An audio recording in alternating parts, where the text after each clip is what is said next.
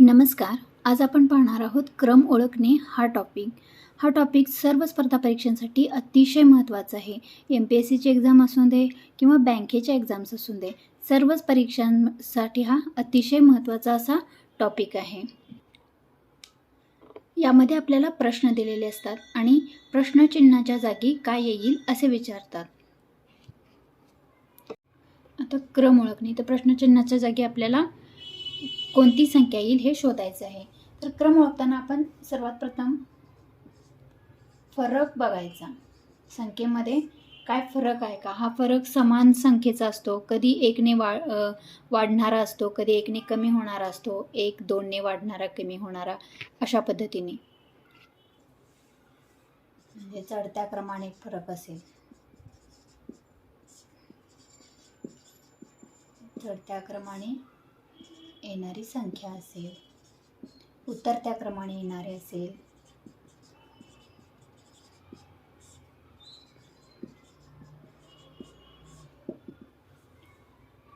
अशा पद्धतीने आपण हा नियम लावून बघायचा इथे.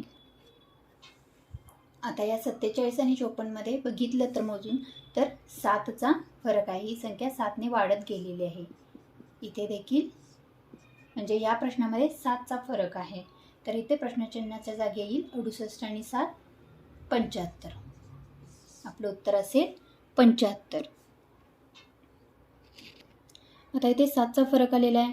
हा कधी 7 8 9 असा वाढत जाणार असेल किंवा 7 6 5 असा कमी होत असणार असेल. आता इथे बघितले तर यातील फरक आहे 3, यामध्ये आहे 4, यामध्ये आहे 5. तर पुढील फरक येणार 6, 15 आणि 6 येणार पुढची संख्या 21. अशा पद्धतीने वाढत जाणार असेल. कधी कधी हा फरक मूळ संख्येचा फरक देखील असतो. हा फरक बघितला आपण तर इथे 2 3 5. तर इथे पुढील फरक येणार 7, कारण हा सर्व मूळ संख्येचा फरक आहे. म्हणजे 13 आणि 3 13 आणि 7 होणार 20. प्रश्नचिन्हाच्या जागी येणार 20. अशा पद्धतीने मूळ संख्येचा देखील फरक असू शकतो. पुढचा रूल म्हणजे संख्येची दुप्पट तिप्पट चौपट अशा पटीत संख्या दिलेली असणार. उदाहरणार्थ बघितलं तर 12ची दुप्पट 24, 24ची दुप्पट 48, 48ची दुप्पट 96. तर 96ची दुप्पट येणार असणार हे आपलं उत्तर. 96ची दुप्पट येईल 192. हे असणार आपलं उत्तर. कधी कधी दिलेल्या संख्या ह्या वर्गसंख्या किंवा घनसंख्या असतात. या दिलेल्या संख्या ह्या वर्गसंख्या आहेत. 144 ही 12ची आहे, ही 13ची, 14, 225 ही 15ची वर्गसंख्या आहे. तर येणारे नंतरचे उत्तर असणार 16ची वर्गसंख्या, जे 16चा वर्ग येईल 256. प्रश्नचिन्हाच्या जागी उत्तर येईल आपलं 256. कधी कधी अशा घनसंख्या दिलेल्या असतात. 27 ही 3चा घन आहे, 64 हा 4चा घन आहे, 125 5चा घन आहे, ही 6ची घन आहे. तर येणाऱ्या प्रश्नचिन्हाच्या जागी आपल्याला येणार उत्तर 7चा घन. 7चा घन आहे 343. प्रश्नचिन्हाच्या जागी येईल 343. ह्या वर्गसंख्या कधी कधी वर्गसंख्या दिलेल्या असतात, पण कधी कधी त्याच्यामध्ये 1 किंवा 2 अधिक करून दिलेलं असतं, किंवा कधी कधी -1 किंवा -2 करून दिलेलं असतं. बघूयात आपण. 26 म्हणजेच इथे आपल्याला आहे 3चा घन वजा 1. 3चा घन येईल 27 वजा 1. इथे आहे 4चा घन वजा 1 म्हणजे 64 वजा 1 63. इथे आहे 5चा घन वजा 1. इथे आहे 6चा घन वजा 1 म्हणजे उत्तर येणार 7चा घन वजा 1. म्हणजे 7चा घन आहे 343 वजा 1 म्हणजे उत्तर येईल आपलं 342. काही प्रश्न मात्र विचार करण्यासारखे असतात. उत्तर तिथंच असतं, पण थोडासा विचार करावा लागतो. जसे या उदाहरणात बघा, फरक काढला, वर्गसंख्या काढली, घनसंख्या बघितली, कुठंच काहीच उत्तर निघत नाहीत. इथे उत्तर आहे त्या संख्याबरोबर त्याच संख्येचा वर्ग दिलेला आहे. म्हणजे 1चा वर्ग आहे 1, 2चा वर्ग आहे 4, 3चा वर्ग आहे 9, 4चा वर्ग आहे 6. म्हणजे आपलं पुढचं उत्तर येणार 525. 5चा वर्ग 25. अशा पद्धतीने उत्तर सोडवता येईल. आता हा प्रश्न बघा. याच्यामध्ये बघा संख्येचा गुणाकार दिलेला आहे. 42 6, 42 8, 5 दुनी 10, 4 त्रिकम 12. म्हणजे 8 6 8 10 12.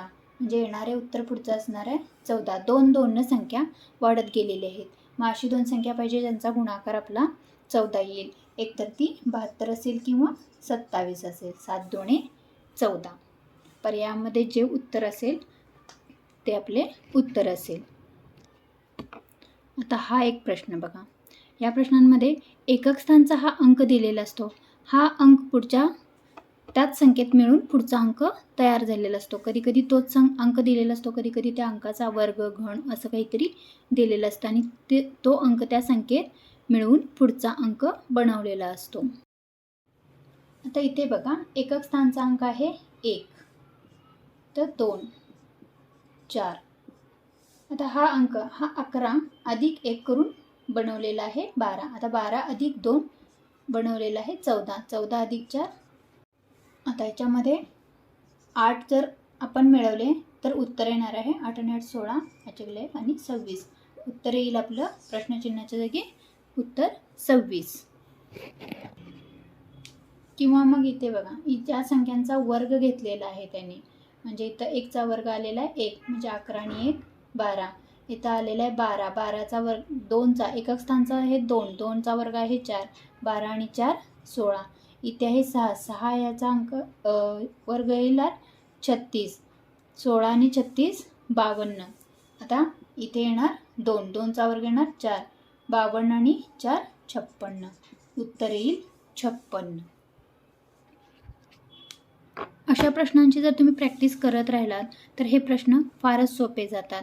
एक वेळ अशी येते की प्रश्न बघितल्यानंतर लगेच लक्षात येते की याच्यामध्ये कोणता रूल वापरलेला आहे. आता इथे बघा एक संख्या लहान आहे, एक संख्या मोठी आहे, इथे कुठेच सिक्वेन्स लागत नाही. अशा वेळेस सरळ एकाड एक संख्याचा सिक्वेन्स लावून बघायचा. आता इथं 5 आणि 4 9, 9 आणि 8 17, 17 आणि 16 33. म्हणजे संख्या दुप्पट होत गेलेली आहे. 4 8 16, 4ची दुप्पट 8, 8ची दुप्पट 16. तोच सिक्वेन्स इथे लागतो का बघायचा. 1 आणि 2 3.